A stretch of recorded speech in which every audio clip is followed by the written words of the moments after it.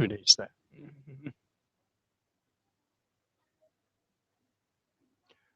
I hate it when people do what I'm about to do. But if you want to move closer, it's okay. If you don't, it's okay too. I know you're not going to, but I just feel better when I say that. Talking about in this series things that have to do with families, and I get the topic when tragedy strikes.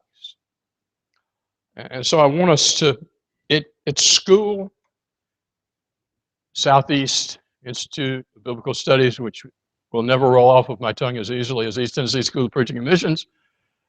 They are right out of Knoxville and Karns community. In that setting, I'm known as the big picture person, and it's true. I like to start big, the meta narrative, and see how that makes the other things make sense. Context determines meaning. And this is a big thing that I say a lot. And so when I ask questions, some of the students, when they don't know the answer, will say, context determines meaning. That's one of the things they say. The other one is Jesus, because it's hard for me to say no when they say that. And the other is Calvinism, because we talk about that in various ways from time to time. But as a big picture person, I want us to think about how context in the big sense is important. Okay, so we start with easy questions first. How many of you know what a dictionary is? It's pretty cool. How many of you have ever used a dictionary? I was wondering there. Oh, that. Okay. Now let's do an imaginary opening of the dictionary. And there's a word. What's beneath the word? There are lots of things, but primarily what's beneath the word? Definitions. And I don't remember ever looking up a word that only had one definition. Did any of y'all ever? They can have 7, 8, 9, 10, 15. The nuances of how the word is used. So let's say we look up a word that has 12 different definitions. And we see that word over here by itself. All I know about it is it can conceivably mean one of those 12 things. The only way it takes on a specificity is if it's put in a context. And one, sometimes more, of those definitions will suit the intention of the context, a paragraph, a sentence, something like that. And others will say, well, no, that wouldn't really work there. This will. So we don't know what the meaning of a thing is unless we have it in its context. Life is that way. And I want us to look at tragedy in the biggest context that we possibly can. The first thing I want us to notice is that, look at 2 Corinthians 4, verse 16 through chapter 5, verse 8. So 2 Corinthians chapter 4, 16 through 5, 8. And you can just scan that. It's got a lot of very interesting things in there, some of which we could take a long time talking about and still not really know what it is exactly. But there's an easy part to this. If I can see something, it's temporal. It doesn't last. And particularly, any human being I see is temporal. Our life is but a vapor. I don't know what happened, but I'm 67 years old. This is impossible. Only a couple of weeks ago, I was like 38 or something like that. And then, wham, there it went. And I used to hear people talk about that, and I kind of laugh. I don't laugh anymore. I've been at Karns now, going into my 30th year, and I figure odds are I may not make it to 97. So I've probably been there, if I stay there till I die, longer than I'm going to be there till I die. That's just the way it goes. And that's not intended to be gloomy. It's just reality. But a lot of people, one of the things that is said about our society is that we don't deal with death. One of the things is young people don't die. And when I was young, I thought, I'm virtually immortal, at least for the next several years. And fortunately, the Lord allowed me to survive some of the things that could have shortened that. But we need to have a healthy view of death. It's just part of the deal. And so that's part of the context, because the greatest tragedy can be death. Someone we love dies. Now, there are other kinds of tragedies, but let's do worst case scenario. Somebody dies that we love. All of us, probably, most all of us for sure, have had somebody we love to die. I have. My mother and father have passed away. My grandmother who raised me has passed away. My aunt or aunt, depending upon where you're from, that my grandmother lived with, who let me live with her, has passed away. Uh, the people I grew up watching on television have most all passed away. The people I used to see in movies are most all passed away. My world is dead. I can't go back to it. It's gone. It's been gone for a long, long time. And the people that populated it when I was young, the biggest part of them are dead. My grandfather lived to be 99 years old, but he died. It's part of it. I don't want to be morbid. I just want to be realistic. The worst of tragedies tend to be those that involve death. There are some things that may be worse or comparable to it. My middle child, my oldest son, who took the circuitous route through life and graduated from the University of Tennessee at the tender age of 35 this May. What happened? He was a drug addict for 7 years. I remember a crisis counselor and a nun at St. Mary's Hospital coming up to me while my son was there for an overdose, almost died. He said he was trying to kill himself. I don't know. He said, Mr. Jones, do you realize what this is doing to you? And I said, well, yeah. And they said, no, you don't. It's really killing you. And you got to cut yourself free. You got to let him go. It won't hurt him to sleep out under a tree. Think of how smart and resourceful he is to get drugs. He can find food. You got to let him go. His only hope is that one day he'll hit bottom. And the lady said, that may mean you get a call saying he's dead. But it may mean, she didn't say this, but I thought this, it'd be like the prodigal. He came to his senses at some point when it got really, really bad. And praise the Lord, he came to his senses when it got really, really bad. There are places I can drive now that if I don't kind of get a grip, I'll cry, because they're associated with certain things that happened during that were just horrendous. It was as if he was dead, only he was still alive. If I hadn't loved him, it would have been so much easier, but I did. I couldn't stop loving him. We've all experienced grief, some worse than others. Here's a pop psychology thing that I heard and I thought was really good for a while, and then I decided maybe not. Have you heard this? Don't ever tell anybody I know how you feel. Sounds sensible, because I don't know how you feel. You don't know how I feel. Nobody knows how anybody feels. The Bible says that there is no temptation that has overtaken us that has not been common to human beings. There is no sorrow that has happened to anybody that is not common to human beings. And whatever it is that gets you in that place where you want to crawl out of your skin because you are so full of grief and hurt, and you want it to go away as much as you want anything, death would be a release. Yeah, people have experienced things like that. And people know how it feels to hurt badly. Now, if you trivialize it, oh, I know how you feel, and your life's not really been all that difficult, it's probably not going to be received all that well. But I will tell you, there are people who grieved with me, I mean, with my wife, who had been through similar experiences. And no, they didn't know exactly how I felt, but they know how I felt. And subsequent to it, I was able to, people would call me up and say, do you mind talking to this person? That I've probably talked to 25 people since then. And I would just tell them my story with my son. And they would say, I thought I was the only one.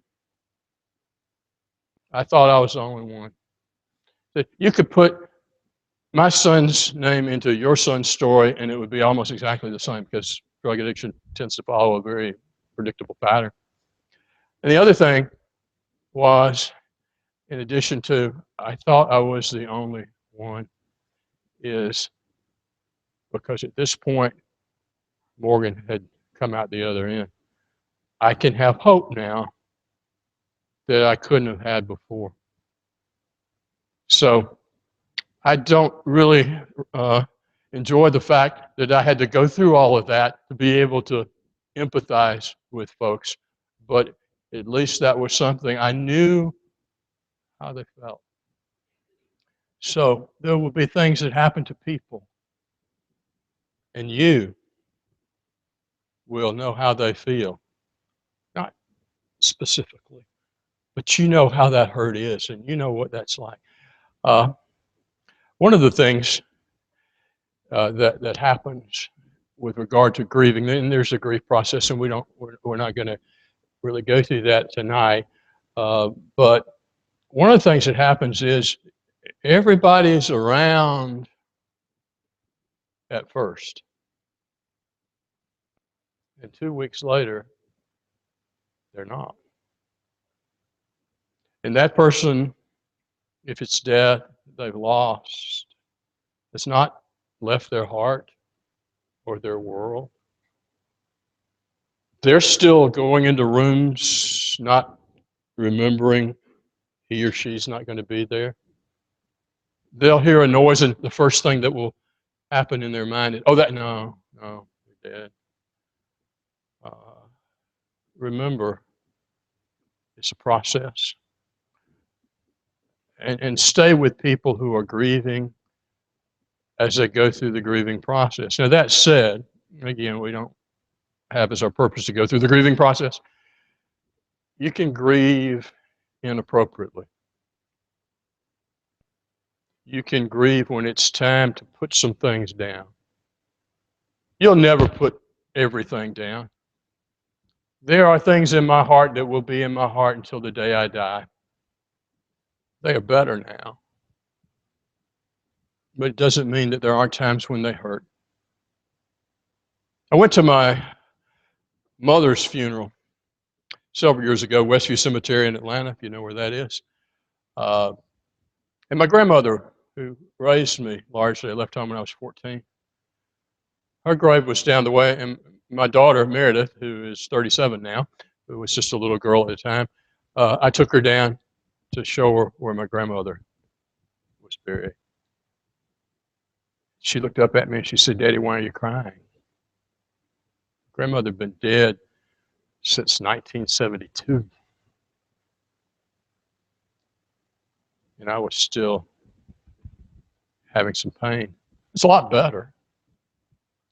But if it had never gotten better, something would have been wrong. And so when tragedy strikes, we need to understand tragedy strikes, death strikes, all kinds of things strike. We live in a fallen world. We live in a world that's not what God wanted it to be. It's the way it is as a consequence of the fact that human beings are sinful and they don't deserve to be in the garden. And bad things happen to good people, and unfair things happen. And folks seem to get away with murder, and other people are the best folks you know, and good grief, what's going on here? We need to understand that's part of it. That's part of the overall context of life that we need to realize, but we also need to understand that, as 2 Corinthians 4:16 through 5:8 suggests, there is eternity. That's part of it. That's the way biggest part of it. How many of you have been kind of looking into the Pluto thing? The used to be planet. I'm still thinking it should be a planet. You know, I'm okay with it being a planet. I grew up with it being a planet. I was really comfortable with that. I can't get used to it not being a planet. But have you seen the pictures? Amazing stuff. If you take the distance from us to Pluto and factor it into the bigger picture of the known universe, it's nothing. It's absolutely nothing. Our life is less than that nothing compared to eternity. And so one of the things that we need to do, not to trivialize tragedy. Tragedy is real. Jesus wept. But to put it in the context of tragedy happens, people die, I'm going to die, you're going to die unless Jesus comes back before. And, you know, eternity is much longer than this life with its frailty. Again, not to trivialize it, but to help us to understand that we need to really be giving attention to that part of our existence, because there's a part of us that doesn't grow old. I used to go dunk a basketball. I'm only 6 feet tall, so, you know, I was somewhat slimmer then. I've got about a 2.5-inch vertical, I think. I haven't checked it lately. That might be generous. And it's not going to get any better, you know. I read this thing where if you can get down on the floor without touching anything but your rear end and get back up again, you're in incredibly good shape. The more knees and hands and elbows and what have you have to use to get up when you get down is saying something about you. And so I thought, well, that's no big deal. Getting down was not that bad. Gravity really works well. Getting back up, I was able to do it with just one hand. But you know, there was a time when I wouldn't have given any thought to just, you know, up or doing a kip or something like that. It's not happening. I would destroy parts of my body doing that. That's part of the deal. It's okay. Our inner man, however, can go stronger every day. I've been at the bed of a lot of people that die. Goes with my job. I have seen an enormous amount of people die. And some of their bodies are just completely shot. But their spirits are beautiful, incredibly strong and beautiful. And time has not ravaged them. It has only caused them to grow closer to their God. That's part of the picture that's out there as well. Now, that said, let us understand there's a place for sorrow. Because there's some people, oh, well, you know, I'm so spiritual, I don't grieve. That's ridiculous. Again, Jesus wept, and he was pretty strong spiritually, wouldn't you say? Look at 1 Thessalonians 4:13 through 18. Here's encouraging words Paul is giving to people who have had folks to die. Again, that's kind of the top end of the tragedy chain. There are other horrific things, and some things I do think are worse than death. But Paul says, I don't want you to grieve as those who have no hope. There are two things there that I want us to think about. One, there's the grief for the situation apart from us. And it may be a situation where we have no hope. It may be. But in the part of the equation of grief and sorrow that deals with me, I, because of Jesus, can make sure that I have hope. And that I have a hope that one day, that which I can do nothing about, God will wipe away every tear. How's he going to do that? People say, I don't think he can do that. Don't tell me that. If he said it, he's going to do it. How's he going to do it? I don't know. I don't have to know. I've got a 3.5-year-old grandson who from time to time will say, Papa, how'd you do that? And I could explain to him all day long. And he's, even if I was telling him the truth. But it was the truth. He doesn't know how. He doesn't need to know how. He knows Papa can do it. That's good enough. God will wipe away all tears. Tragedy. Now, tragedy is a pretty strong word, isn't it? We're not talking about mild discomfort. There's a phrase I've heard last couple of years that I find very interesting. First world problems, as opposed to third world problems. I spent the summer of '69 in an island with 80% unemployment. Spent the summer there. Got typhoid fever to add to the general enjoyment. They've got problems that we don't even think of. You know, the other day we were bringing the grandchildren back, the two Nashville grandchildren from Nashville, and we ran into a traffic delay because they'd cut the interstate down to one lane somewhere down there. And it's like, you know what? People in the Sudan don't worry about traffic delays on the interstates. They don't have interstates. They don't have cars. We can worry about so many things because of our privileged situation that we can magnify into tragedy status that doesn't even touch it. But there are tragedies. There truly are. And we need to understand that. First thing about tragedy I want us to think about as what can we do? What are some practical things that we can do? First one I want us to look at is Galatians 6:10.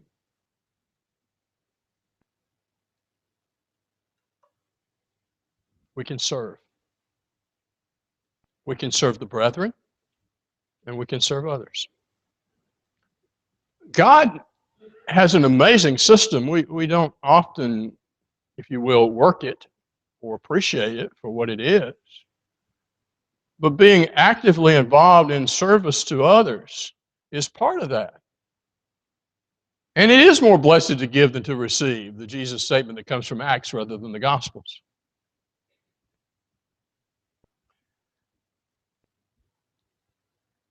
I am not endorsing this lady's theology. I hope you know that. And I will call her by the name she's known by, though I do not believe biblically that is a legitimate way to refer to religious people. You probably guessed. Mother Teresa. Calcutta. Living in squalor with filthy, dirty, dying people. And she's happy. What's up with that? She found her joy in serving other human beings. If that'll work, just because we're made that way in the image of God, regardless of our theology or whatever else, it's just the way we're made, then if it'll work in Calcutta, it'll work in Marietta and Knoxville. Serving other people. The main thing Jesus asks us to do, Luke 9:27, paraphrasing the thought, is he's telling us, if you want to come after me, get over yourself. Deny yourself.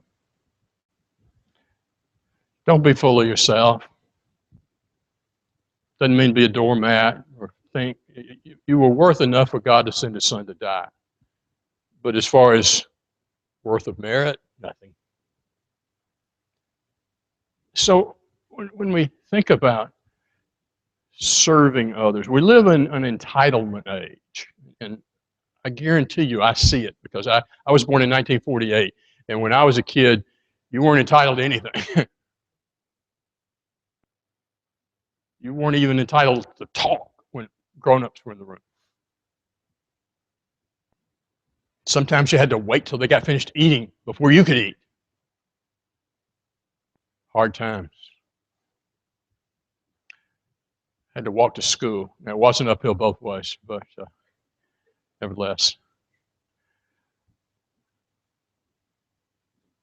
It is the case that we need to get over ourselves. And how does that have to do with tragedy? Because tragedy tends to be accentuated in the wrong kinds of ways when we aren't oriented to God and ourselves properly. Because, and please don't misunderstand me, this is not by any means always true. But there are some people who will use tragedy to get attention. You may have seen it.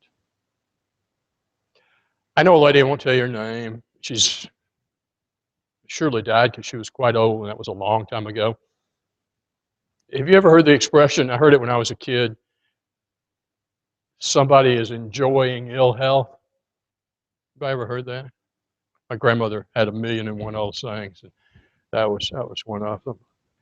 If this lady hadn't had something to complain about in her physical health, I think she would have died on the spot. Jesus ran into a fellow like that in the 5th chapter of John. He's been paralytic for 38 years, and he's there, and Jesus asked him a very curious question. Do you want to get well? I think there's some people who don't want to get well. They're enjoying their misery, wallowing in self-pity.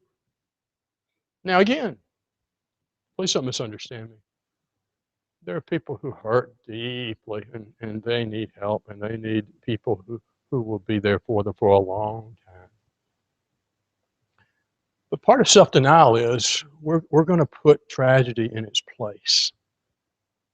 We're not going to let it be a me thing. We're going to try as best we can to turn it over to God. I can't tell you how many times with regard to my son I said that I would at some place sometimes stopped at a red light, different things when things were quiet, and I would say, God, you gotta take this. I can't take it anymore. I can't handle it anymore. I don't know what to do anymore. Would you I'm giving it to you. I can't do it. And you know what? I survived. I'm here. And it was a relief to know that I could lay my burdens on God and that his shoulders were big enough to hold everybody's problems and an infinite amount more. Just to know your will be done. One of my favorite phrases is, and it comes in times of tragedy often as applicable. And when I send somebody a letter or I text them or I email message them or something like this, at certain times I will say, God will provide. Genesis 22. Daddy, where's the sacrifice? I don't see an animal. There wasn't one. The boy asking the question was the sacrifice. Abraham, by that time, through some ups and downs in his faith, to say the least, had really gotten strong. The Hebrews writer, and the implication of Genesis 22 is he was expecting to come back with Isaac because he believed that God was a promise keeper. And if he killed his son and he'd made promises that were going to only be possible through his son, well, he's going to raise him up from the dead. And he's ready to go.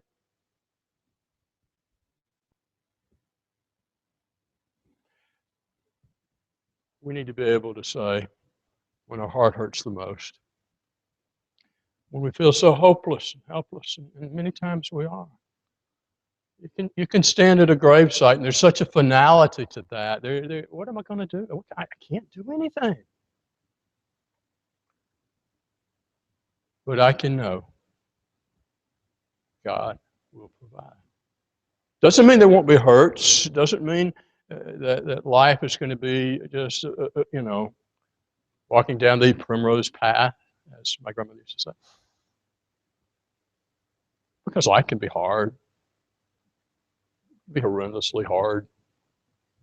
There's some people who have one thing after another happen. The bell curve has the side over here that's not very good, and some people are going to be over there.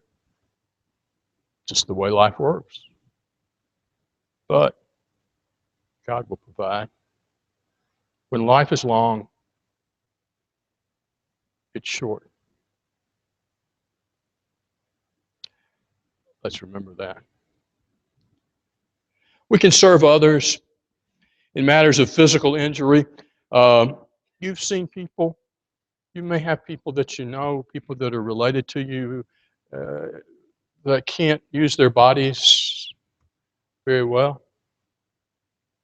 I saw the other day where they think they've got a drug that might help significantly in the treatment of cerebral palsy.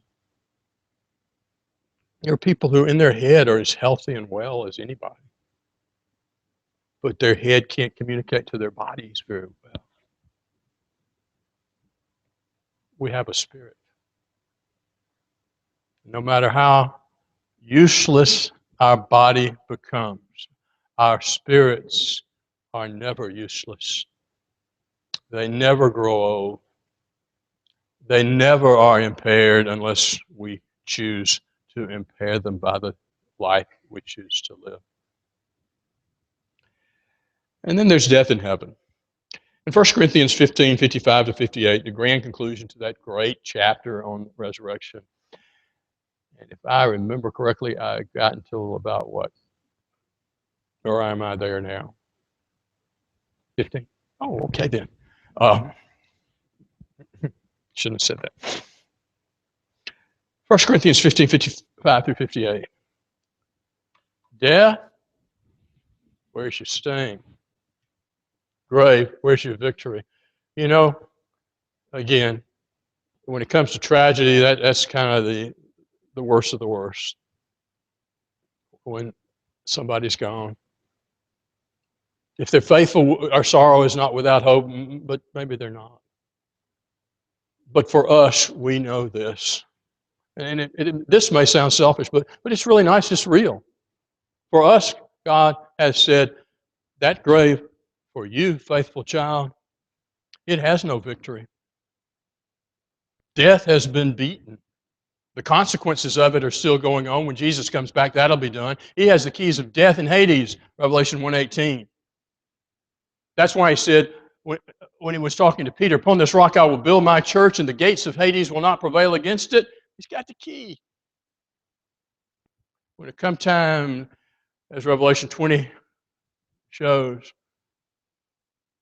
for death and Hades to be opened up, no problem. No problem. We don't have to worry about that.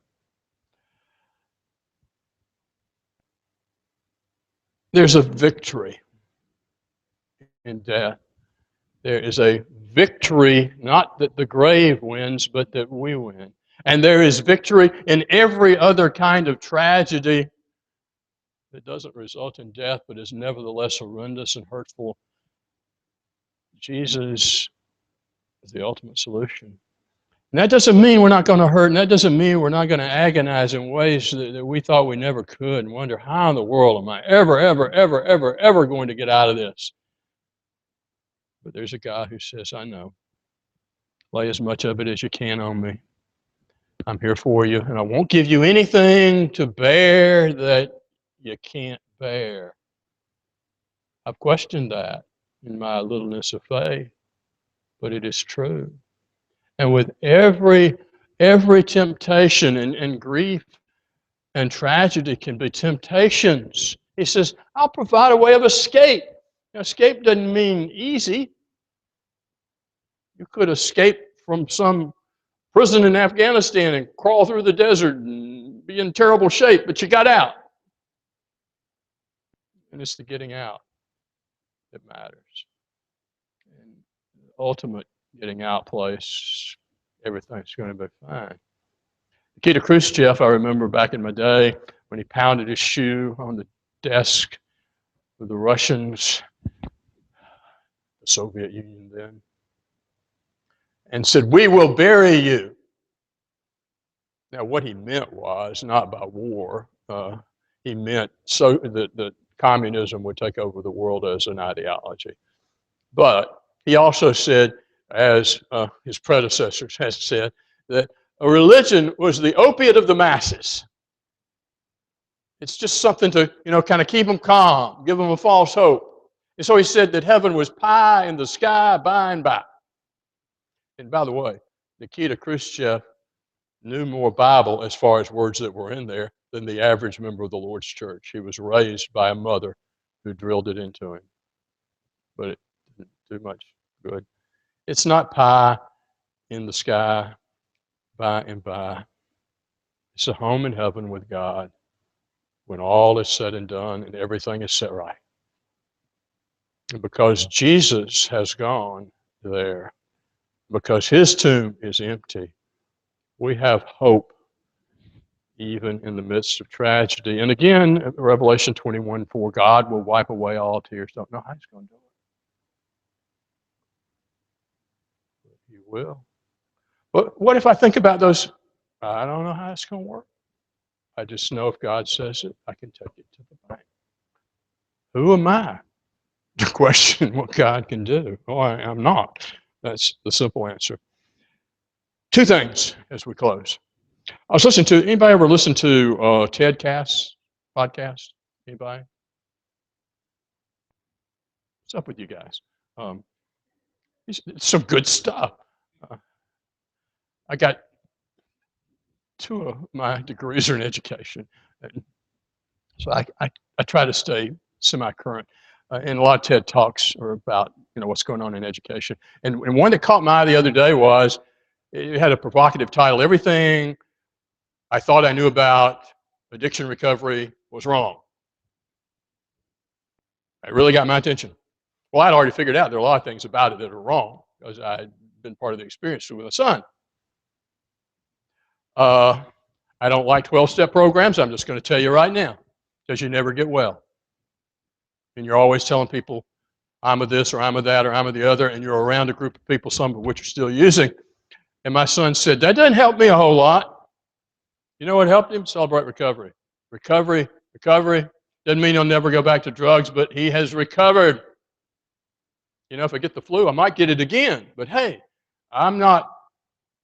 My name is Edwin Jones, and I had the flu. No, wait a minute. I have the flu. No, I didn't. I'm recovered. I may get it again. I had a bronchial thing one time, and for 4 years thereafter, everything that came around went right to my lungs because they were weakened. But you know what? I got over it. My wife who gets the bronchial things now. So this guy said he had some relatives that were drug addicts. And he said, here's what I found out works. And it does. And not just for, this is for everything. And it's biblical to the max. And yes, I know people have been helped with 12-step programs. Disclaimer. I'll give you my other common disclaimers. I'm not against programs. Is one of them. That'll do for now. He said 2 things he found out that work. And I had already kind of discovered this from some things before my son was a drug addict, just researching stuff just because I like to know how people work and biblical things. When I was at Auburn, the things that worked in education and psychology and all of that were biblical. The things that were not working and were just plain dumb, they were not in the Bible. When I got done with my student teaching, I take all this elaborate stuff I'd done to Dr. Williams, the head of the education department. And I mean, that was all I had to do was 15-hour class, and that was all I had to do at Auburn for that semester, teaching at the Sidney Lanier Poets in Montgomery, Alabama. And I have 7 different curriculum tracks and contracts you can contract for an A, a B, or C. I mean, I just went nuts. Dr. Williams, Mr. Jones, you know that if you go out and teach in the real world, this isn't what you do, don't you? I said, yes, sir. He said, good. So what works? 2 things work. Not just addiction, but this works for tragedy. This works for pain. This works for sorrow. This works. They're biblical. The first thing is relationships. Ephesians 4:16, that which every joint supplies, the proper working of each individual part. 1 Corinthians 12:12 through 26. Many members, one body, one hurts, all hurt, one rejoices, all rejoice. That is powerful. It even works if you're not a Christian. So imagine how well it works if you are. You know the most effective type of psychological counseling has far and away the greatest success rate? Group counseling. It's cheaper. uh, it's amazing the success rates between it and what might sometimes be called conventional counseling, which has changed a lot from back when some of my referents were the I'm okay, you're okay days, which was not really going to help anybody. But if you get a group that you can trust and share and bond with to get better and get well, whatever it is you're wanting to get past, we were made as social community creatures. We were not made to be lone rangers. Clint Eastwood is not the model. I can go way back. Charles Bronson was not the model. I can go farther back than that. John Wayne was not the model.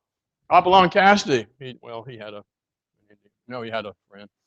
The Lone Ranger had Tonto, sort of.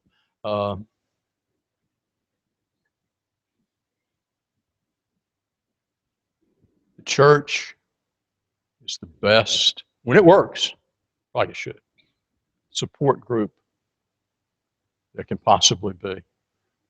And it has the very powerful added extra of God and Jesus and Christ-likeness. And the second of the two, is to have purpose in life.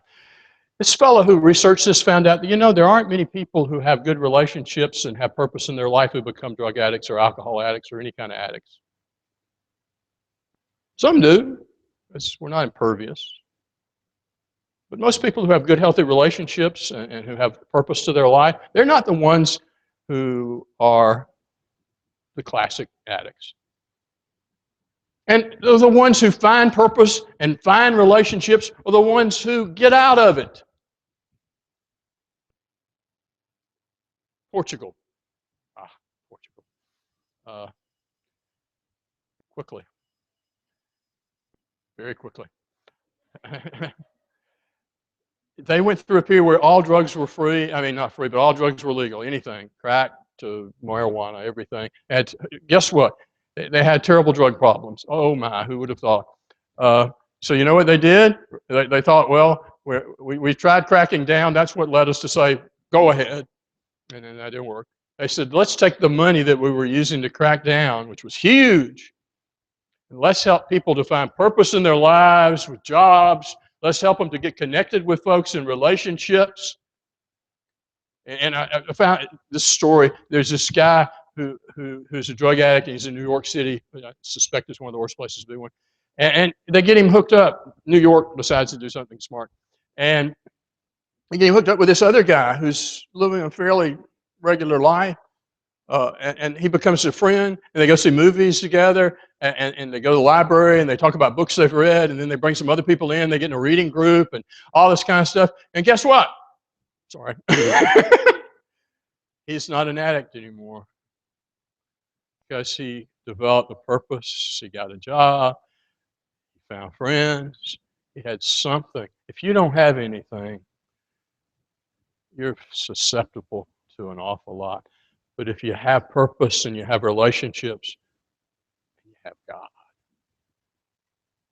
Tragedy, not wanting to minimize it that much, tragedy has a context that there are positive things that can help out and that God will provide.